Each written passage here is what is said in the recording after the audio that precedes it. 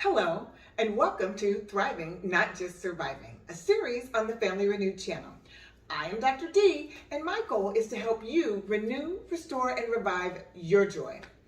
Now, if you saw my introduction on January 1st, I started the Family Renewed channel because I wanted to change the narrative from the world's intended negativity to a more balanced and positive perspective to help create wellness in your life. We are all struggling in so many ways, just trying to navigate this journey called life. We're trying to find ourselves, fit in, and be happy, but we often find ourselves stuck in survival mode because there is so much noise out there, it is hard to even think. Now, the struggle for people to navigate the challenges in life is part of my story about why I chose to begin this channel's first series, Thriving and Not Just Surviving.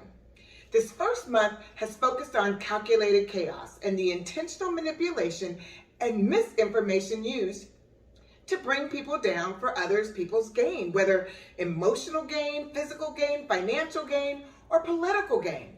But January is a time of renewal and optimism, bringing hope, which is fitting as we also celebrate the legacy of Reverend Dr. Martin Luther King Jr. and his dream.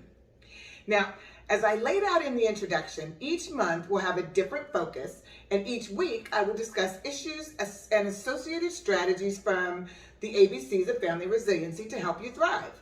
At the end of the month, we will wrap up that month's segments. At the end of the quarter, I will host a live event where we will look at the 3-month segments, tools discussed, and questions presented, and answer any additional questions from you, my subscribers, to help move each of you to a place of thriving, not just surviving.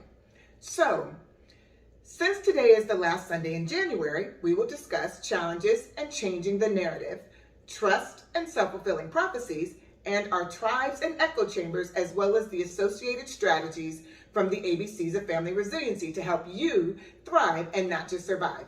But first, do you remember how we do it? That's right, we're going to start by completing those three positivity prompts if you haven't already done so. Now, take out your journal and write your responses to these 3 prompts. One thing I like about myself is, one good thing that happened this past week was, and one thing I'm thankful for would be, Now remember, this positive energy is your superpower and will help you guard against the negativity you will face today, tomorrow, and in the future. Just as we talked about calculated chaos and the intentional negativity people are putting out in the world, we must be intentional about the positivity to challenge it. So, first, as we honor Reverend Dr. Martin Luther King Jr.'s birthday, we must remember that in the same way he talked about light is the only thing that can drive out darkness, and love is the only thing that can drive out hate, positivity is the only thing that can drive out negativity in your path to wellness. So we must be intentional. We must talk about remember we talked about self-fulfilling prophecies and how if we keep speaking the negativity and the lies, at some point through our actions and behaviors, they will manifest and we will believe them to be true. However, as much as that is true for negativity and lies, it is also true for positivity and truth. We must continue to be proactive, make good choices, get out of our tribes and comfort zones, and engage with others. Together, we must stand up against the destructive behaviors around us. The music, the lies, the media, and social media, and the cliques and tribes that perpetuate this misinformation. We all play a part in this cycle of misinformation by remaining in our silos and these echo chambers. But we can all use our voices and behaviors and play our role to change the narratives. Don't succumb to others' poor choices. Lead the way to positivity. We can't give up or we will be doomed to a world full of hate and destruction. And if you were listening to this segment, I believe you want to make a change in the spaces that you occupy. So, let's talk about the strategies from the ABCs of Family Resiliency that we focused on this past month. Starting with A, and anticipating your challenges, where we must be intentional about recognizing the potential pitfalls in a situation and develop strategies that will give us the best chance for a successful outcome. You know, in the example that I gave in my first segment on January 8th, I explained how I grew from a parking situation that now has me making better choices to avoid creating potentially negative scenarios. Learning that my actions have consequences and being more conscientious of my decisions can help me and you prevent some of the negativity we find in our lives and in our relationships. Being proactive can help us avoid that negative tension that is destroying our relationships and save us and everyone around us a lot of grief. Also, remember, the next time you are up against what you may consider a challenge, consider it an opportunity for growth and be proactive, not reactive.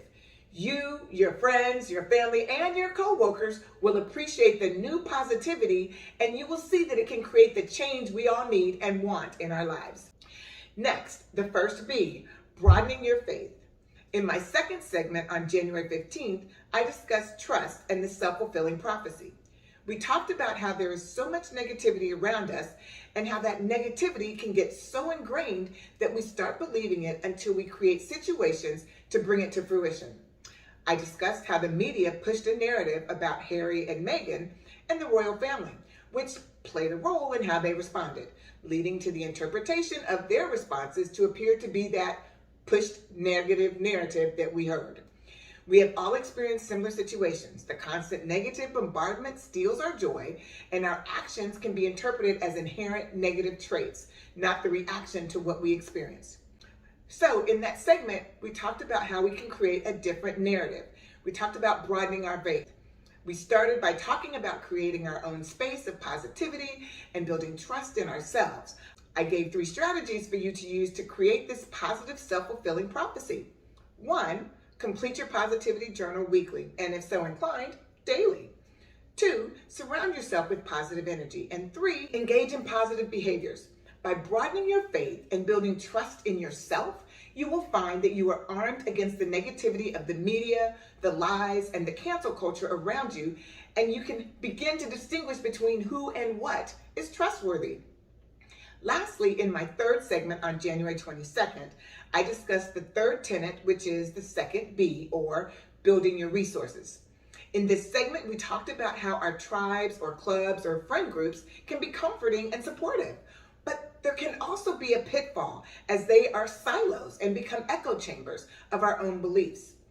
To grow ourselves and make a meaningful change, we must go beyond the comfort of our silos and echo chambers and engage with others in order to build trust that can create the change we are looking for. We must be willing to hear others' views and collaborate. There is common ground to be found, and if we can see it as a starting point and respect others' experiences, just as we want them to respect ours, we can accomplish so much more. Now, to do that, I challenged you to do the following 3 things. 1, take a hard look at your tribe, club, and organizations. Is it proactive and positive or reactive and negative? Are you in an echo chamber? 2, find common ground with someone outside of your tribe. Visit an event or have a positive experience with someone outside of your normal group. Read documents about other groups to grow your cultural IQ. 3, expose yourself to other media outlets, platforms with an open mind. Give the grace you would want from them. Now, as we close out this month of calculated chaos, thriving, not just surviving, and the intentional misinformation surrounding us, I ask you to consider anticipating your challenges, broadening your faith, and building your resources by doing the following 3 things. 1, create a new narrative and reframe your challenges to opportunities for growth and seek to learn from them.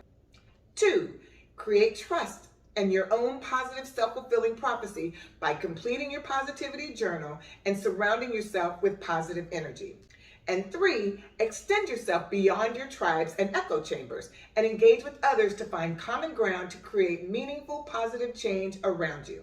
Now, before I sign off, I welcome you to share one takeaway you got from this month's segments on Calculated Chaos, Thriving, Not Just Surviving. Now, don't forget to like, share, and subscribe to my channel. And if you feel this content has been beneficial to your development and you would like to support our channel so we can continue to provide this quality information to others, please do so below. Now, lastly, I hope you will join me, Dr. D, next week for Black in America, Thriving, Not Just Surviving. And feel free to send questions that you want me to consider. Bye.